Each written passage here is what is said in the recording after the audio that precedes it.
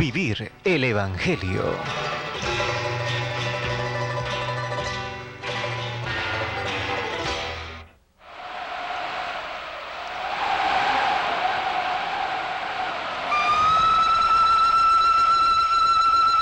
Caminar por la hermosa cordillera negra del Perú nos produce una sensación especial de encontrarnos con las maravillas de Dios. Encontrar allí un pueblo sufriente que espera una palabra de aliento, una sonrisa de confianza en la vida, un mensaje de libertad y paz es sentir el llamado mismo del Señor, que nos invita a vivir el Evangelio al estilo de Francisco de Asís. Miles de varones y mujeres en el mundo deciden darle el sí al Señor y se convierten en misioneros de la paz. Dejan a su padre y a su madre su tierra y emprenden una amorosa aventura para testimoniar que Cristo vive, nos ama, nos llama a edificar su iglesia. El sí de los polacos Miguel y Zbigniew para organizar una misión en el Perú, allá por el año 1987, significó que un año después nuestra iglesia peruana contara con 3 misioneros más para las zonas olvidadas de la sierra.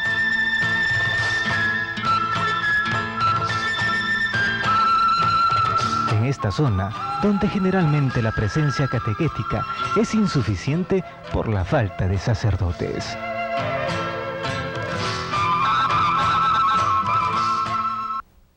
Ellos vinieron y enseguida aceptaron la misión y en Navidad del 88 llegaron el padre Jarek y poco después Miguel y Zbigniew.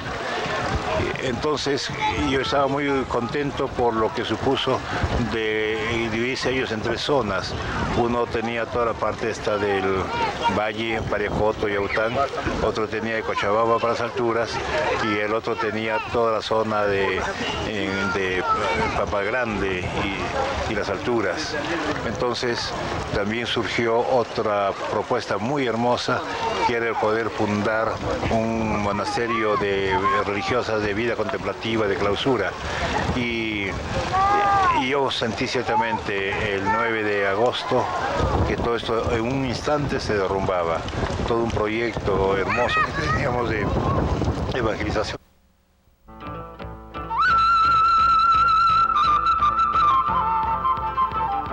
Y fue la diócesis de Chimbote la que acogió con alegría, atendiendo la preocupación de Monseñor Luis Bambarén Gastelumendi.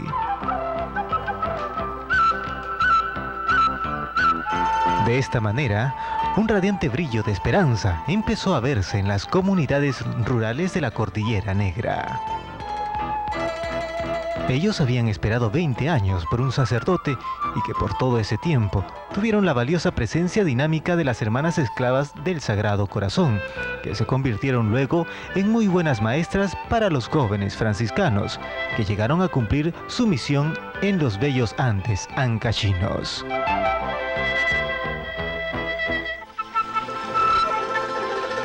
Misioneros por siempre.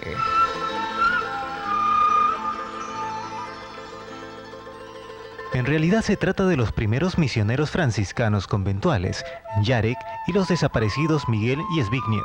Ellos provenían de la provincia de San Antonio de Cracovia, provincia que fundó su convento en el pueblo de Pariacoto el 30 de agosto de 1989, para la atención de 5 parroquias: Pariacoto, Yaután, Cochabamba, Colcabamba y Pampas Grandes. Cada uno muy particular, ¿no? Lo común a ellos, su gran cariño, entrega a la gente, con mucha dedicación, con mucho respeto, humildad como manifiesto, ¿no? No le importaba, a veces la gente venía a cualquier hora del día, la noche, a buscarlos por alguna necesidad que manifestaban. Entonces ellos los atendían, se brindaban, ¿no? O sea, su entrega era muy generosa, ¿no? sin escatimar medios, lo que podían tener a la mano lo brindaban, ¿no? Con mucha entrega, generosidad.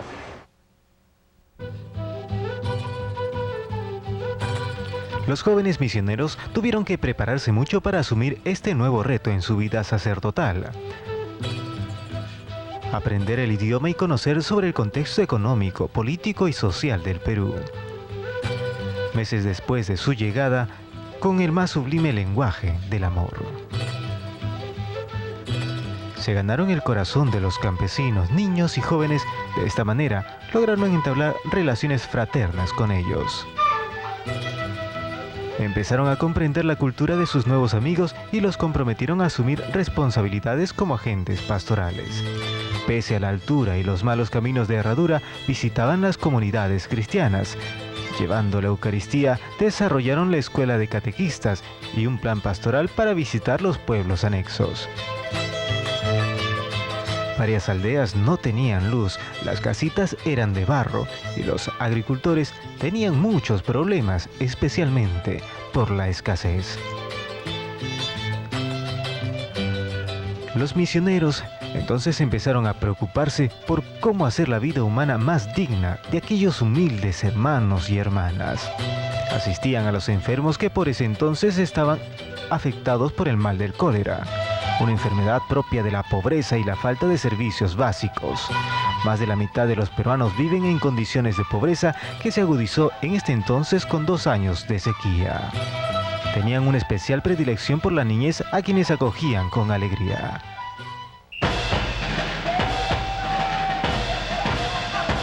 El Perú era azotado por la subversión y la violencia política, cuyo resultado fue 25.000 muertos. La Iglesia fue uno de los blancos más vulnerables para la subversión. Muchas personas inocentes murieron a causa de enfrentamientos entre rebeldes y las fuerzas del orden. En 1990 se conocieron los asesinatos de la hermana Agustina Rivas en Ayacucho, de la Congregación del Buen Pastor, además de la hermana Irene, de la Congregación Misioneras de Columbus en Tarma. La ola de atentados contra miembros de nuestra iglesia en Chimbote se inició a fines de julio de 1991, cuando el padre Miguel Company Bismal recibió un disparo en el maxilar izquierdo y se salvó de morir. 2 semanas después, el fatídico 9 de agosto, ocurrió un hecho que dejó conmocionado al pueblo peruano: Miguel y Zbigniew. Para nosotros, el pueblo y los jóvenes que estábamos de cerca, era muy doloroso esa pérdida. No podíamos comprender, pero ya estaba hecho.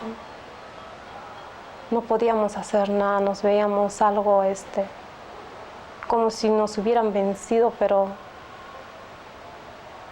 mi pueblo ha sentido mucho dolor, mucha desesperación por ellos. Con ellos no tenían que hacer esto.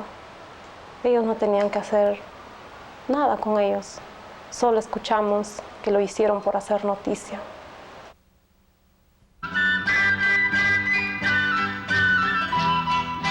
Aquellos jóvenes sacerdotes polacos que habían iniciado un proyecto pastoral en la sierra de la diócesis de Chimbote fueron también victimados en Pariacoto.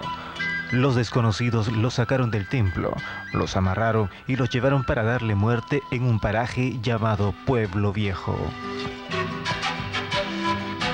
El clamor de los fieles no sirvió de nada, pues los atacantes no tuvieron piedad con los 2 frailes franciscanos ni con autoridades de la zona: Domingo Padilla y Justino Maza, alcaldes de Pariacoto y Cochabamba.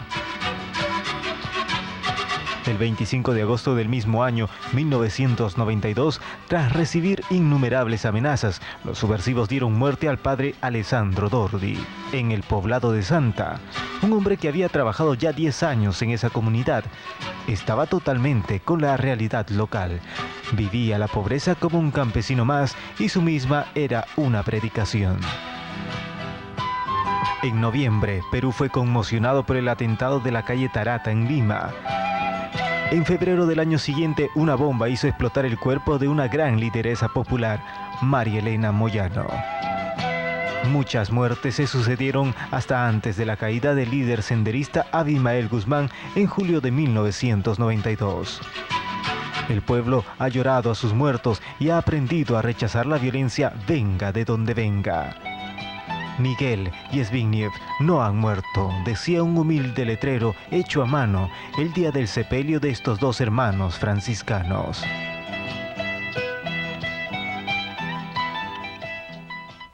Y seguimos, continuamos, ¿no? De una manera u otra, pero colaboramos con nuestra parroquia. Ellos quisieron así. Venimos aquí al templo, nos encontramos, tenemos como un encuentro vivo tal vez con ellos, conversamos, lo que pasa tal vez en el pueblo, ¿no? Y como si ellos nos escucharan, lo tenemos presente, lo tenemos en sí, ¿no? En la parroquia no, para mí no hay 3 sacerdotes, sino 5 sacerdotes, y así los considero siempre.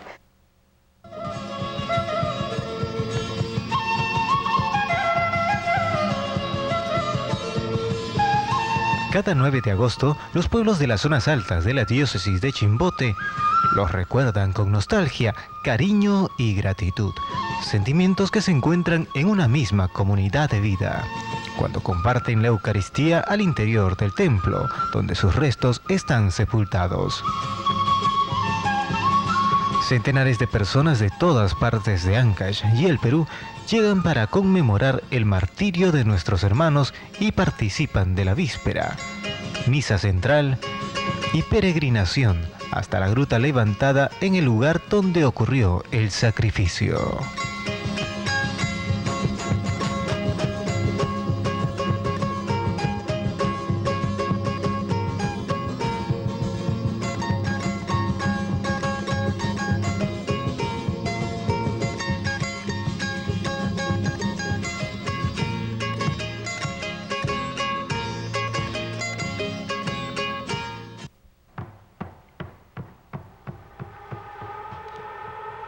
Tras los pasos de Francisco.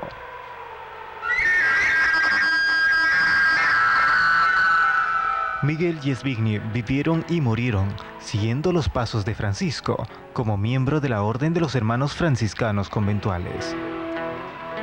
Estaban dispuestos a ser misioneros y peregrinos para proclamar la buena nueva del Señor. De esta manera impregnaron en sus propias vidas el carisma del propio San Francisco de Asís.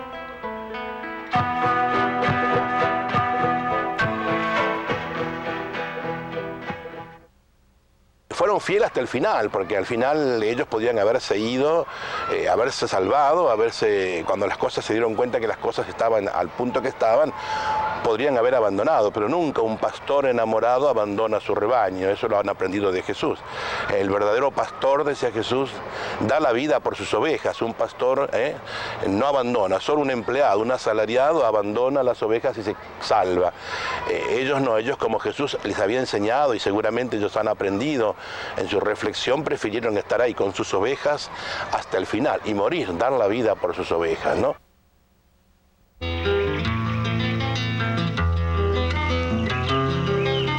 Francisco vivió en el siglo XIII, hace casi 800 años, y su vida significó una decidida proclamación de la bondad de Dios a todos, y logra reconciliar ciudades, regiones y pueblos.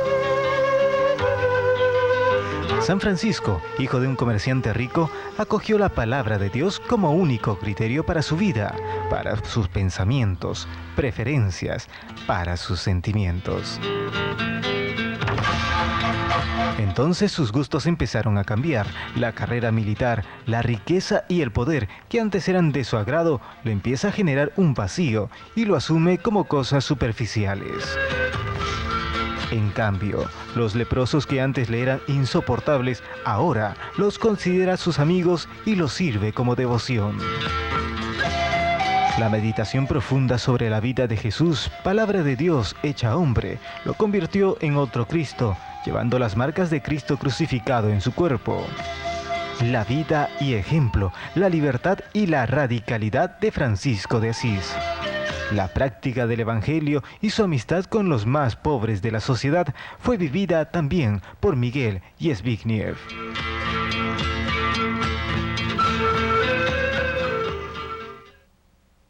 Creo que ser franciscano hoy es, en esta gran época de cambio, de transformación, se dice este cambio epocal. Creo que hoy más que nunca hay que recuperar la dignidad humana, recuperar que el hombre no es una cosa, no es parte de un proceso de capitales, de bienes, de riquezas. El hombre es un valor en sí mismo, el hombre es una riqueza, es la riqueza más grande que tiene este planeta Tierra y hay que salvarlo desde el respeto de su dignidad. Es decir, amar al hombre para que el hombre recupere su dignidad y sea capaz de gestar una sociedad fraterna, justa, solidaria, donde el valor uno sea el hombre y no el dinero, no la tecnología, no el bienestar, no el progreso por el progreso a costa de tanto sufrimiento, de tanto dolor. Yo creo que si un franciscano hoy tiene que decir el mensaje de Francisco de paz y bien, hoy tendríamos que decir que el mensaje de hoy es los bienes al servicio del hombre, el hombre señor de la creación, el hombre señor de la humanidad. No construir más nada a costo de tanto sufrimiento, de tanto dolor, de tanta exclusión, de tanta marginalidad.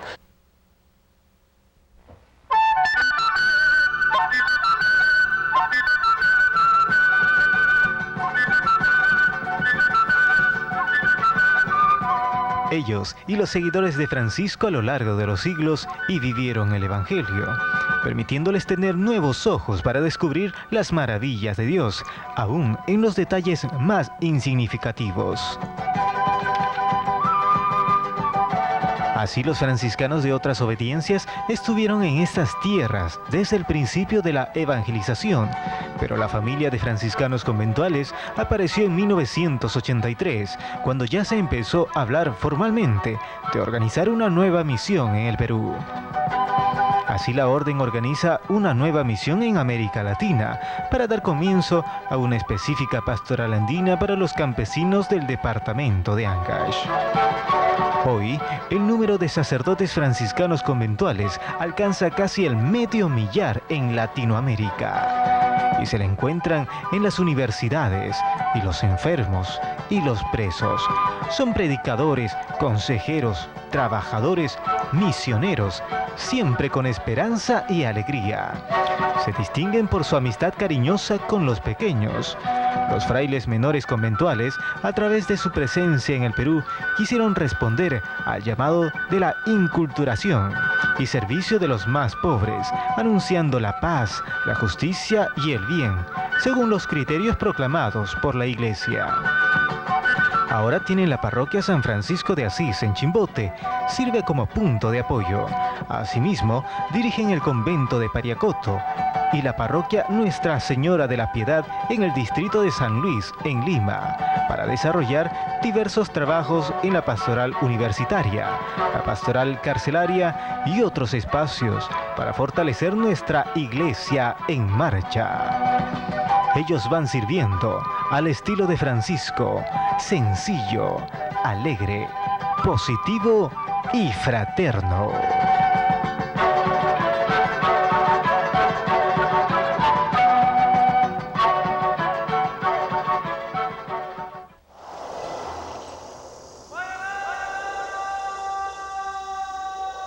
Hazme un instrumento de tu paz.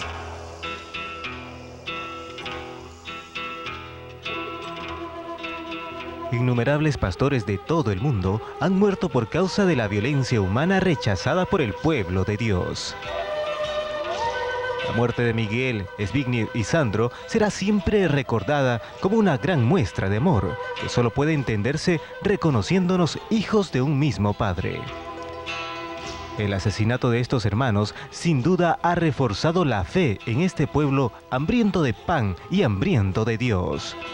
La fuerza superior al egoísmo, al odio y la violencia ha llenado nuestro corazón de perdón y paz. La vida de Miguel, Zbigniew y Sandro, sus sonrisas, su amor y su amistad aún presentes, se constituye en una vigente invitación del Señor a ser peregrinos, misioneros e instrumentos de paz y bien.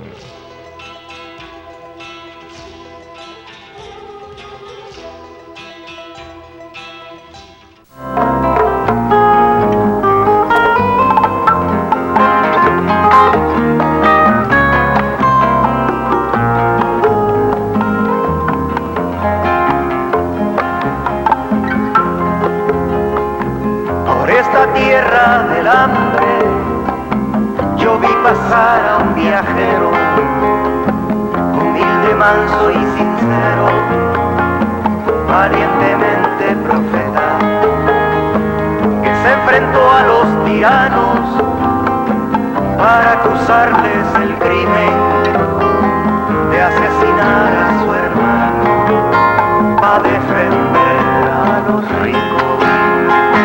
Podrán matar al profeta, pero su voz de justicia no, y la impondrán en silencio, pero la historia no callará, y la impondrán en silencio, pero la historia no callará.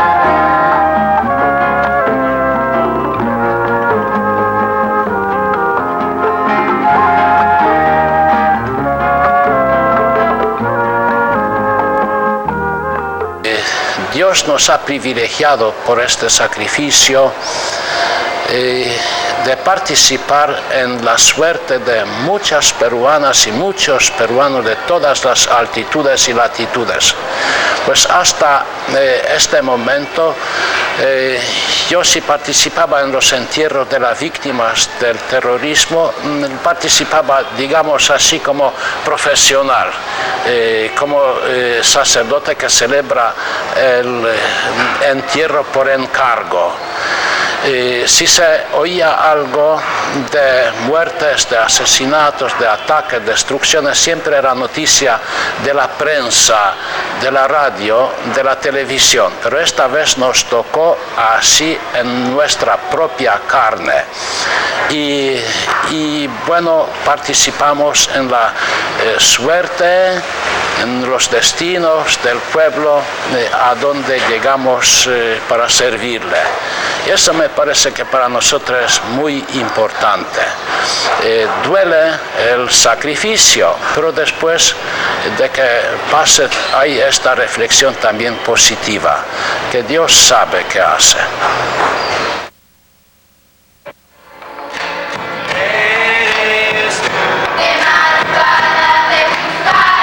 Te buscaré.